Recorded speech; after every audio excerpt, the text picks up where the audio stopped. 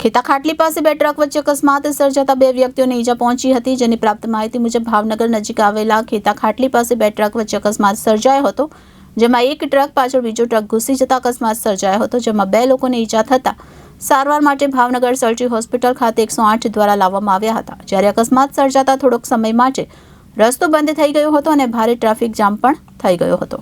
ખેતા ખાટલી પાસે બે ટ્રક વચ્ચે અકસ્માત સર્જાતા બે વ્યક્તિઓને ઈજા પહોંચી હતી, જેની પ્રાપ્ત માહિતી મુજબ ભાવનગર નજીક આવેલા ખેતા ખાટલી પાસે બે ટ્રક વચ્ચે અકસ્માત સર્જાયો હતો, જેમાં એક ટ્રક પાછળ બીજો ટ્રક ઘૂસી જતા અકસ્માત સર્જાયો હતો, જેમાં બે લોકોને ઈજા થતા સારવાર માટે ભાવનગરની સર્જી હોસ્પિટલ ખાતે 108 દ્વારા લાવવામાં આવ્યા હતા। જ્યારે અકસ્માત સર્જાતા થોડોક સમય માટે રસ્તો બંધ થઈ ગયો હતો અને ભારે ટ્રાફિક જામ પણ થઈ ગયો હતો। મારું નામ રજાકભાઈ કાચમભાઈ। કઈ જગ્યા રહ્યો? અટક રાખો। કઈ જગ્યા રહ્યો? મિલની ચાલી। પછી શું થયું? હું અહીંથી ભાવનગરથી બીઠું ભરીને જતો હતો।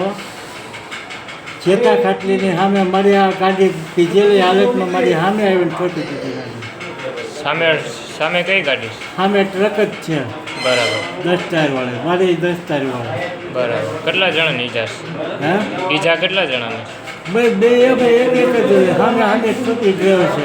સામેની હાલતવાળા નશાની હાલતમાં છે? હા, નશાની હાલતમાં ઠોકી જ દીધી સીધી। કેમેરામેન બીજલભાઈ માલકીયા સાથે રિપોર્ટર ફિરોઝ મલિક, જનાદેશ ન્યૂઝ, ભાવનગર।